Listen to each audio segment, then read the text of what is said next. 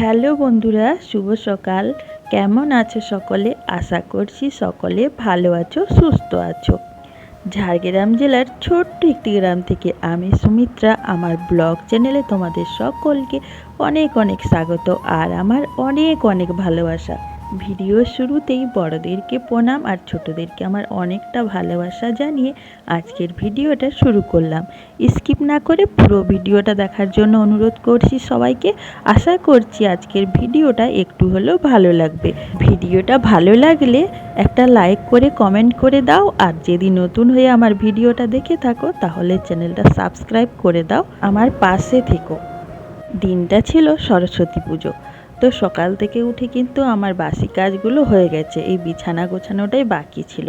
তো আমি বিছানাটা গুছিয়ে নিলাম, আর ওই কয়টা বাসনপত্র পড়ে আছে ওই কয়টা বাসনপত্র ধুয়ে নিলে আমার হয়ে যাবে। তারপর স্নান করে আমি যাব পুজো দিতে। এখন তো আর পড়াশুনো করি না, তাও পুষ্পাঞ্জলি নিতে ভালোই লাগে। আর বছরে একবার ঠাকুরকে প্রণাম করব, পুষ্পাঞ্জলি দেব, পুজো করব, একটু হলেও মনটা ভালো লাগবে। এখন কিন্তু ঘড়ির কাঁটায় ওই 8:30 মতন বেজে গেছে। তো সায়নকে আমি স্নান করিয়ে দিলাম। সায়ন তো স্নান করার জন্য অস্থির হয়ে যাচ্ছিল, তার জন্য সায়নকে প্রথমে আমি স্নান করিয়ে দিলাম, তারপর আমি স্নানটা করব। তো স্নান করিয়ে ওকে জামা কাপড় পরানো খুবই মুশকিল ব্যাপার।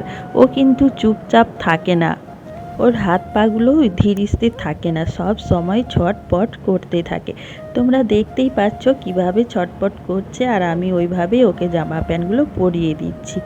তো তোমরা দেখে বলো তো বন্ধুরা, আমার সায়নকে কেমন লাগছে, আমার ছেলেকে কেমন লাগছে বলো। আজ ওই হলুদ পাঞ্জাবিটা পরিয়ে দিয়েছি। ও কিন্তু হলুদ পাঞ্জাবি পরতেই চাইছিল না, আলাদা জামা প্যান্ট পরতে চাইছিল। আমি জোর করে এই পাঞ্জাবিটাকে পরিয়ে দিলাম। আসলে যখন ছোট ছিল তখন সব আমার পছন্দের জিনিস ও পরতো। আমি যেটা পছন্দ করে নিয়ে আসতাম ঠিক সেটাই পরতো। এখন তার উল্টোটা হয়ে গেছে।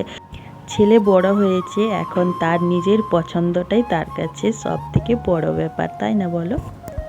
गो ब्रह्मण्य हिताय जगद्धिताय कृष्णाय गोविंदाय नमो नमः।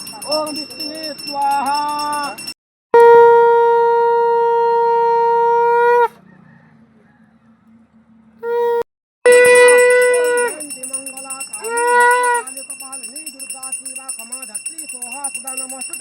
ओम नमः पुष्पवदं भगवताभ्यो नमो विष्णुभ्यो नमो नमः।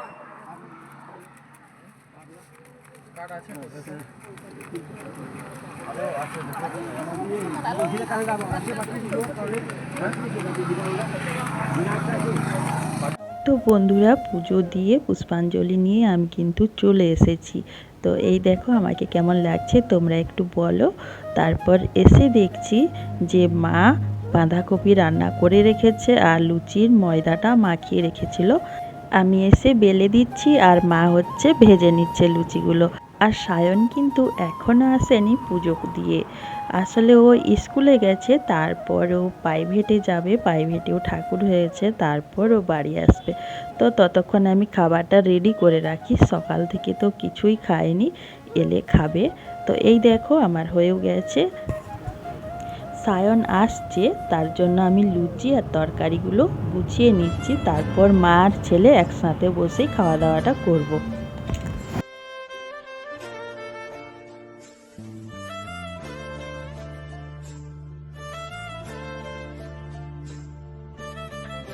এখন বাজে 12:30। এই যে এখন সায়ন এসেছে।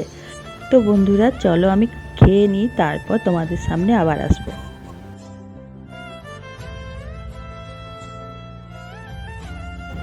এখন হচ্ছে বিকেল 3:30 বাজে। আমি শুয়েছিলাম, ভালো লাগছিল না, মনটাও ভালো লাগছিল না, আর কপালটাও প্রচুর ব্যথা করছিল, তার জন্য শুয়েছিলাম।